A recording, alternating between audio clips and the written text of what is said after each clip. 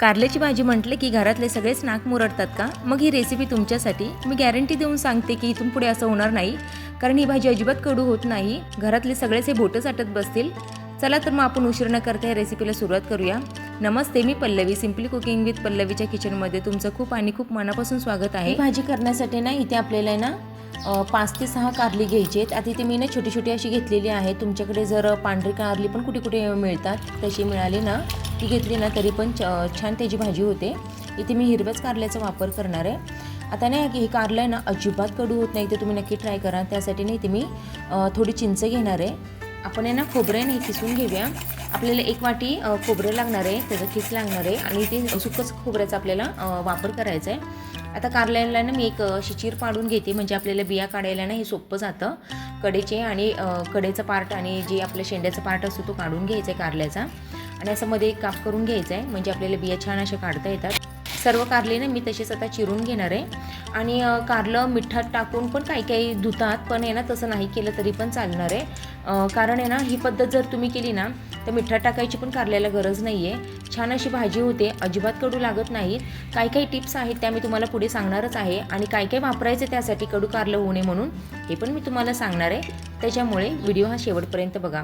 इथे तर आपल्याला खोबरं घ्यायचं आहे, खोबरं किसून घेतलेलं आहे. शेंगदाणे घ्यायचे, अर्धी वाटी मी शेंगदाणे घेतलेले आहे. गूळ आणि आपल्याला इथे चिंच लागणार आहे. थोडी मी कोथिंबीर घेतलेली आहे. सगळ्यात आधी ना आपण सर्व वाटण करून घेऊया. शेंगदाणे छान असे आपल्याला भाजून घ्यायचे आधी.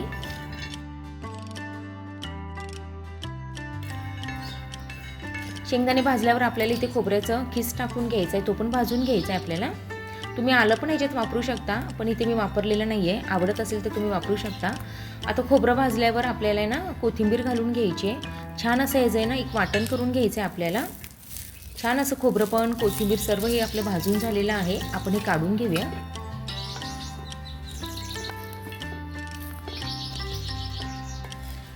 आता आहे ना आपल्याला तेल घालून घ्यायचं आहे. 2 ते 3 मोठे टेबलस्पून इथे मी तेल घातलेलं आहे, कारण आहे ना आपल्याला आहे ना कारली तळून घ्यायची. त्यात हळद घालून घेतलेली आहे.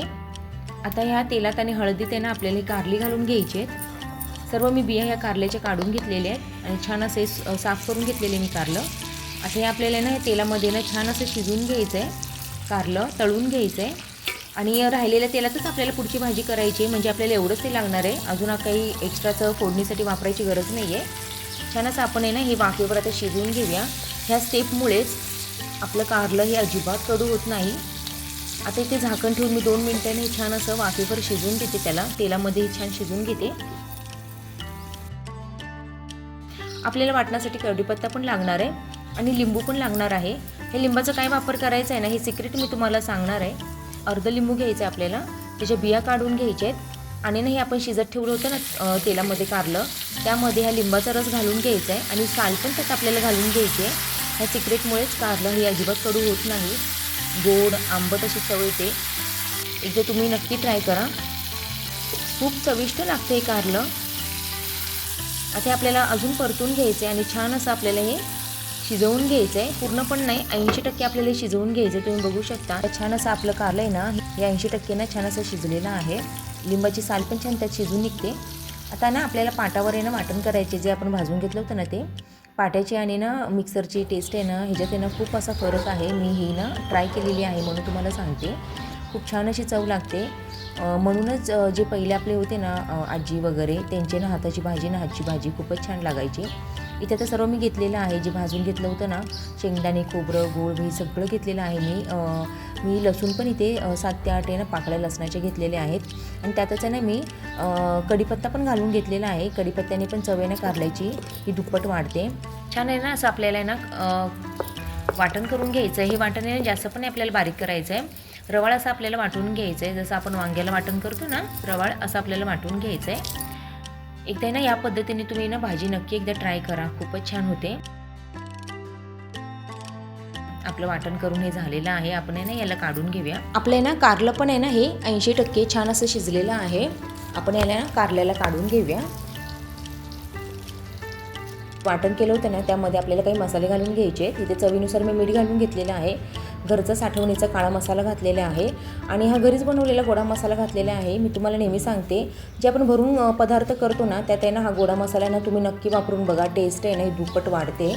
आणि घरी बनवलेलं आहे, ह्याची लिंक मी देते, ती तुम्ही नक्की चेक करा. आता आहे ना आपल्याला ह्याला फोडणी घालून घ्यायची आहे. जी आपण भरलेली कारली होती ना त्याला जे कारलं तळून राहिलेलं तेल होतं ना त्यातच मी फोडणी घालून घेणार आहे. मी एक्स्ट्राचं तेल अजिबात वापरलेलं नाही आहे इथे. आता छान असा तर आपल्याला ना कारल्याचा मसाला परतून घ्यायचा आहे आणि हा मसाला जळू नये म्हणून ना मी थोडंसं पाण्याचा वापर करते, म्हणजे छान अशी ना तरी येते ह्या मसाल्याला. तुम्ही बघू शकता छान असं तरी आलेली आहे मसाल्याला. आपला मसाला हा छान असा शिजलेला आहे. त्यातच आपल्याला आहे ना कारली घालून घ्यायची आणि आपल्याला एकदा छान असा परतून घ्यायचं आहे. आणि कितपत तुम्हाला पातळ किंवा ग्रेव्ही पाहिजे त्यानुसार आहे ना पाण्याचा वापर करायचा आहे.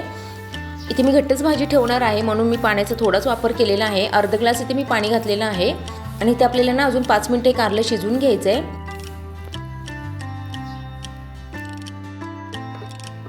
तुम्ही बघू शकता इथे आपली भाजी रेडी झालेली आहे.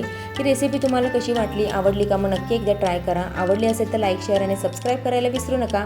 चला तर मग पुन्हा भेटूया अशा एका छानशा आणि नवीन रेसिपीमध्ये. तोपर्यंत बाय.